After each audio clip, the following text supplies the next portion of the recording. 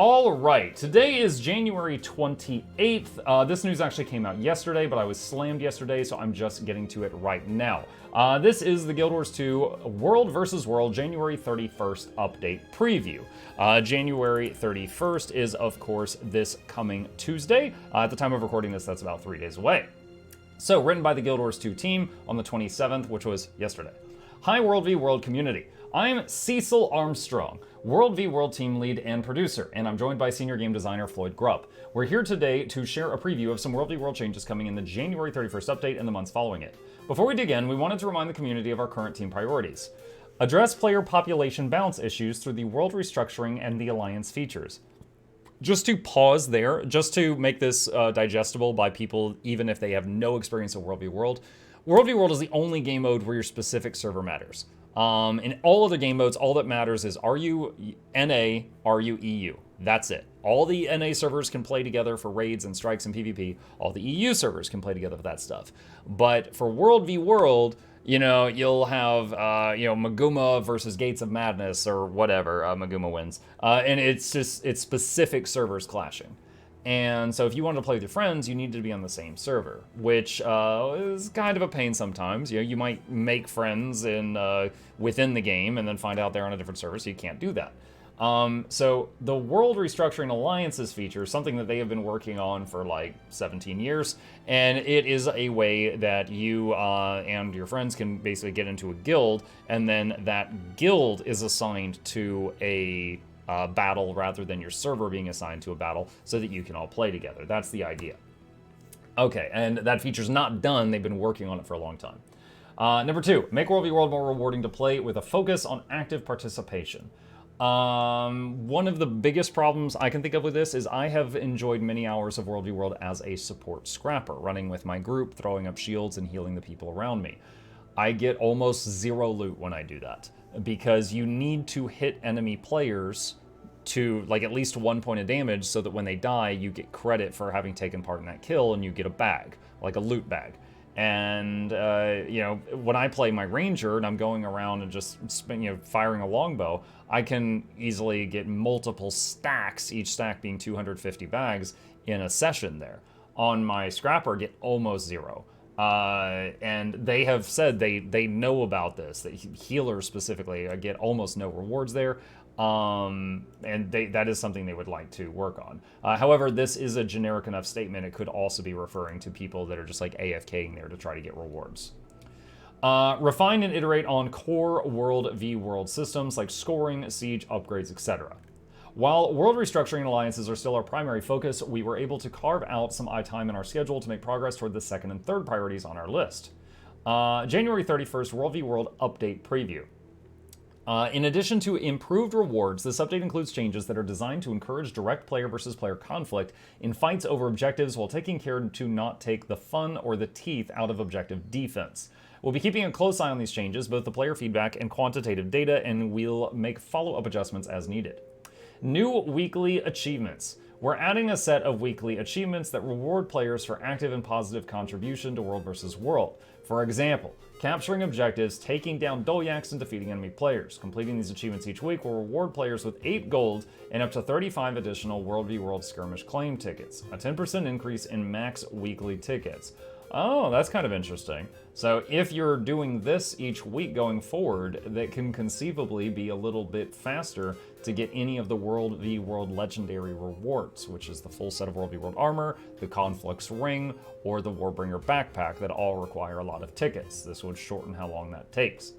The weekly gold reward will only require completion of 6 out of the 7 achievements to give players flexibility in how they complete the weekly meta achievement. These achievements will reset every Monday at 11:30 p.m. Pacific time.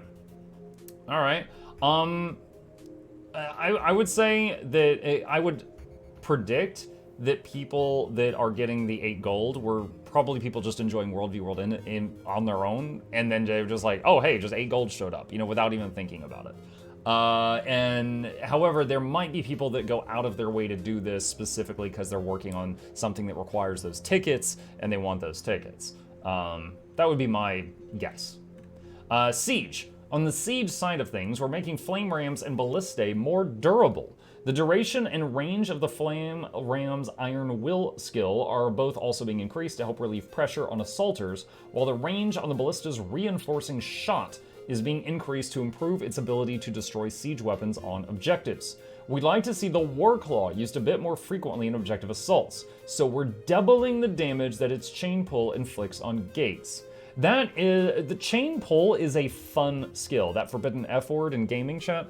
Chain pull, I remember in my Why Play Guild Wars 2 video when I talked about the different mounts, I actually talked about, and I was like, in the World v World map, the Warclaw is capable of ripping gates off their hinges, and I showed him doing the chain pull and pulling on a gate. Now, what I didn't show is that it requires like 500 supply in 17 minutes to do that, because that part is not fun. So very, very interested to see if this is going to have any impact on it. Part of me wants the chain pull to not require supply, but if it doesn't require supply, then of course, just people wouldn't even use flame rams anymore. They would just get a horde of Warclaws up there and just use that. So it's kind of weird either way. But I would like to see a version of the game where chain pull is used more often. Ram enjoyers rejoice. We're fixing a long-standing issue that caused players to be kicked off siege weapons that are hit by certain crowd control abilities, even when under the effects of stability. This bug has become a key part of the World v World meta, resulting in defense strategies like double stacking catapults behind gates to chain crowd control flame ram users. I hate when bugs become meta. Because that means a couple things. That means, one, it's taking forever for the developers to fix whatever the thing is. And two, players just like accept it and do it. Like, for example, right now in Harvest Temple, if you push the orb through the white circles, it then gets a break bar. So you see the break bar, the phase ends. Or if it goes out of bounds, which seems like something that happens if you screw up, it then immediately gets the break bar, even though you've skipped all the circles, and then you could just CC it and the fight ends. Feels like a bug, feels really weird and wrong to use it. And it's just, we got no comments or anything from ArenaNet, so don't freaking know. All the changes above combined should help improve the success rate of gate assaults, even while they're being heavily defended. Objectives. The base max supply limit for keeps and Stone Mist Castle, as well as the supply limit increase granted but from the Tier 1 and 3 upgrades, are being reduced. These changes are intended to cut down on the time that objective assaulters spend chipping away at an objective supply reserves during wall and gate sieges, without directly lowering the active defensive capabilities of the defending team. To compensate, we have increased the health of all supply doyaks to make them easier to defend. And we've increased the amount of supply that each successful delivery gives to Stone Mist and keeps. The base maximum supply levels for camps have also been increased, as well as the amount of supply that camps generate every 30 seconds, making them more reliable supply source. Okay.